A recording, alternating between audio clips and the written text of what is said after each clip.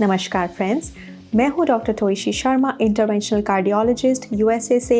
और आज हम बात करते हैं कि एक हृदय रोगी को कौन से परीक्षण नियमित अंतराल पर करवाते रहने चाहिए।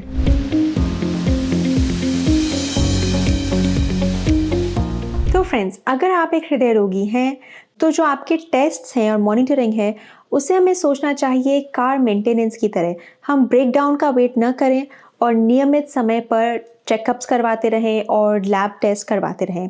आइए हम इनको जानते हैं। सबसे पहले हम बात करते हैं ब्लड प्रेशर की, जो कि हम कर सकते हैं अपने घर पर भी और जो कि one of the most important tests होता है। ब्लड प्रेशर कफ एक हृदय रोगी के पास घर पर हमेशा होना चाहिए और उन्हें अपना ब्लड प्रेशर अगर कंट्रोल्ड चल रहा है तो हर हफ्ते मेजर करना चाहिए और अगर मेडिकेशंस आपकी चेंज हो रही हैं तो रोज़ाना चेक करना चाहिए। किसी भी हृदय रोगी के लिए ब्लड प्रेशर होना चाहिए अपर नंबर 130 से कम और लोअर नंबर 80 से कम। अगर अपर नंबर 120 से कम हो तो वो और भी बेहतर है। 120 से कम जो ब्लड प्रेशर होता है वो नॉर्मल ब्लड प्रेशर होता है। 120 से 130 तक के ब्लड प्रेशर को हम कहते हैं प्री हाइपरटेंशन और 130 के बाद हो जाता है हाइपरटेंशन।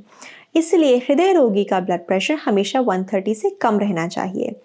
कई बार क्या होता है कि ब्लड प्रेशर नॉर्मल चल रहा होता है और आप चेक करते हैं हर हफ्ते 3-4 महीने तक एकदम स्टेबल रहता है, फिर आप चेक करना बंद कर देते हैं। उसके बाद जब आप 6 महीने बाद अपने डॉक्टर के पास जाते हैं तो आपका ब्लड प्रेशर बहुत बढ़ा हुआ आता है, तो आपको समझ में नहीं आता ये क्या हुआ। इसलिए फ्रेंड्स, मैं आपको बताना चाहूँगी कि ब्लड प्रेशर एक बहुत ही वेरिएबल सिचुएशन होती है। ये मिनट टू मिनट चेंज होती है, डे टू डे चेंज होती है। ये डिपेंड करती है आपने क्या खाया, आपने कितना नमक लिया, आपने कितना पानी पिया, आपने कितनी एक्सरसाइज करी उस दिन। साथ ही साथ ये सीज़न पे भी डिपेंड करता है। विंटर में आपका ब्लड प्रेशर बढ़ सकता है, जिसके लिए आपको हो सकता है एक्स्ट्रा मेडिकेशन केवल विंटर में ही लेनी पड़े। इस वजह से फ्रेंड्स, अगर आप अपना ब्लड प्रेशर को चेक करना बंद कर देंगे तो जब तक वो डायग्नोज हो पाएगा एक डॉक्टर की ऑफिस में, तब तक आपकी बॉडी, आपके हार्ट, आपकी किडनीज पे हो सकता है 3-4 महीने से एक्स्ट्रा प्रेशर पड़ रहा हो, एक्स्ट्रा लोड पड़ रहा हो और एक लेवल का डैमेज ऑलरेडी हो गया हो जब तक आप उसे पकड़ पाएंगे। तो जो ब्लड प्रेशर है उसे चेक करना आजकल बहुत ही इजी हो गया है। ऑटोमेटिक ब्लड प्रेशर कफ्स आ गए हैं, बस आप रैप करें करेक्ट साइज के कफ से आपकी आर्म के मुताबिक और बटन दबा दें। जब आप अपना ब्लड प्रेशर चेक करें तो ये बहुत इंपॉर्टेंट है कि आप उसे डायरी में नोट डाउन करें, क्योंकि जब आप अपने डॉक्टर के पास जाएंगे तो जो ट्रेंड होता है ब्लड प्रेशर का वो बहुत ज़्यादा इंपॉर्टेंट होता है। उसी के बेसिस पर हम मेडिकेशंस चेंज कर पाते हैं। Number 2, lab test. अगर आप हृदय रोगी हैं और आपके लिपिड्स या कोलेस्ट्रॉल बढ़े हुए थे तो आपको हो सकता है हर 6 से 12 महीने के अंदर अंदर एक कोलेस्ट्रॉल लेवल चेक करवाना चाहिए। अगर आपका स्टेंट डल चुका है या ब्लॉकेजेस हैं तो आपका बैड एलडीएल जो हो वो लेस देन 70 रहना चाहिए। अगर आपका ब्लड टेस्ट इससे ज़्यादा है एलडीएल तो आपको मेडिकेशंस चेंज करने की ज़रूरत हो सकती है। अब बात करते हैं हम फ्रेंड्स हीमोग्लोबिन A1C। इस लैब टेस्ट को हम यूज़ करते हैं डायबिटीज़ डायग्नोज करने के लिए और साथ ही साथ मॉनिटर करने के लिए। अगर आपको डायबिटीज़ है और अनकंट्रोल्ड है तो हो सकता है हर 3 महीने में आपको चेकअप कराना पड़े, लेकिन अगर कंट्रोल चल रही है तो आप 6 से 12 महीने में भी इसे चेक कर सकते हैं, लेकिन इसे एटलीस्ट सालाना चेक ज़रूर करना चाहिए हार्ट पेशेंट्स में। अब फ्रेंड्स, हम बात करते हैं किडनी फंक्शन टेस्ट की। अगर आप कोई मेडिकेशंस ले रहे हैं जैसे कि ब्लड प्रेशर मेडिकेशन, साथ में अगर आपको हार्ट डायग्नोज हुआ है या वाटर पिल जैसे कि फ्यूरोसिमाइड या लेसिक्स ले रहे हैं या एस इनहिबिटर्स ले रहे हैं जो कि कॉमन मेडिकेशंस होती हैं हार्ट पेशेंट्स में, उसमें किडनी फंक्शन साल में एक बार ज़रूर चेक होना चाहिए। इससे पता रहेगा कि सारी मेडिकेशंस जो हैं वो अच्छे से काम कर रही हैं, किडनीज पे प्रेशर नहीं पड़ रहा है, ब्लड प्रेशर आपका सही है इसलिए किडनीज भी अच्छे से काम कर रही हैं। और साथ में अगर किडनी में डैमेज हो तो मेडिकेशंस को भी एडजस्ट करना पड़ता है किडनी के अकॉर्डिंग, इसलिए साल में एक बार करवाना चाहिए। साथ ही साथ फ्रेंड्स होता है हमारा हीमोग्लोबिन यानी कि हीमोग्राम।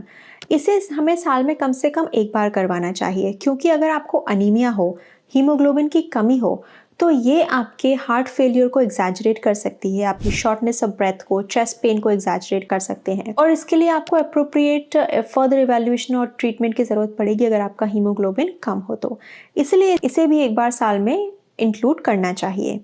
और क्योंकि अगर हार्ट पेशेंट्स जो होते हैं कई बार ब्लड थिनर्स पे भी होते हैं, तो अगर कोई साइलेंट ब्लीडिंग चल रही हो बॉडी के अंदर तो उससे भी इसका पता चल जाता है। अब फ्रेंड्स हम बात करते हैं ईसीजी की। कई लोग सोचते हैं कि हमें इसे रेगुलरली करवाना चाहिए, लेकिन एक्चुअली रेगुलरली ईसीजी करवाने की ज़रूरत नहीं होती। लेकिन आपको ईसीजी करवाना चाहिए अगर आपको चेस्ट पेन हो रहा हो, पैल्पिटेशंस हो रहे हो, सांस फूल रही हो। तो एक तरीके से हम एक ईसीजी से रूल आउट कर सकते हैं कि आपको उस मोमेंट ऑफ टाइम पे कोई अरिथमिया तो नहीं हो रहा या हार्ट अटैक तो नहीं हो रहा। अगर आपके सिम्टम्स ऐसे हों कि आपका दिल धड़कता है बहुत तेज़ हफ्ते में एक बार, तो ईसीजी से कुछ पता नहीं चलेगा, क्योंकि वो एक स्नैपशॉट इन टाइम होता है।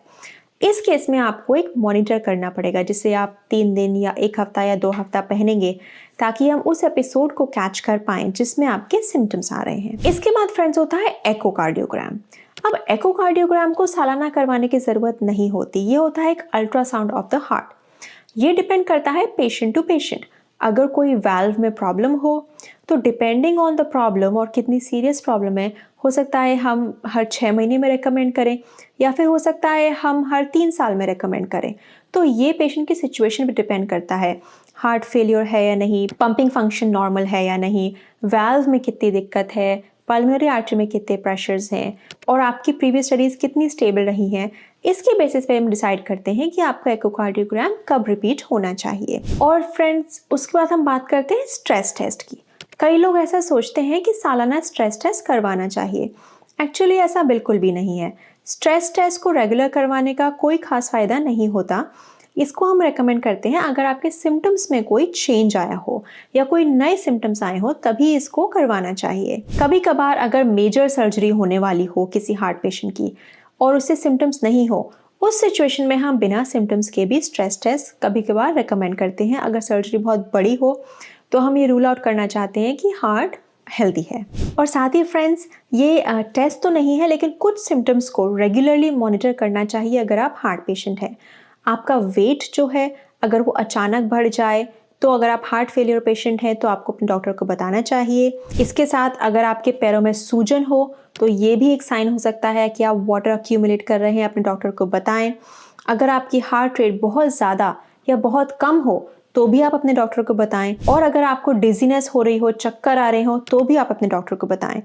तो जो मॉनिटरिंग होती है वो केवल लैब से और इमेजिंग से नहीं होती। आपको अपने आप पर भी ध्यान देना है, अपने सिम्टम्स पर ध्यान देना है, और अगर आपको कुछ एबनॉर्मल सिम्टम्स लगे तो आप अपने डॉक्टर से इवैल्यूएशन ज़रूर करवाएं, ताकि वो अप्रोप्रिएट टेस्टिंग फिर कर पाएं। लास्ट पॉइंट मैं कहना चाहूँगी फ्रेंड्स, कुछ टेस्ट होते हैं जो रेगुलर नहीं करवाने होते हैं, जैसे कि आपका सीटी एंजियोग्राम हो गया, कार्डियक एमआरआई हो गया, कैथेटराइजेशन प्रोसीजर हो गया। इनको रेगुलरली नहीं करवाना चाहिए, क्योंकि इसका करवाने का कोई फ़ायदा नहीं होता और इनके रिस्क्स भी होते हैं। तो फ्रेंड्स आई होप आपको ये वीडियो अच्छा लगा। अगर आपके पास मेरे लिए कोई और टॉपिक्स हैं जिस पे आप चाहते हैं मैं वीडियो बनाऊं कार्डियोलॉजी से रिलेटेड, तो आप डेफिनेटली कमेंट सेक्शन में कमेंट करें। धन्यवाद।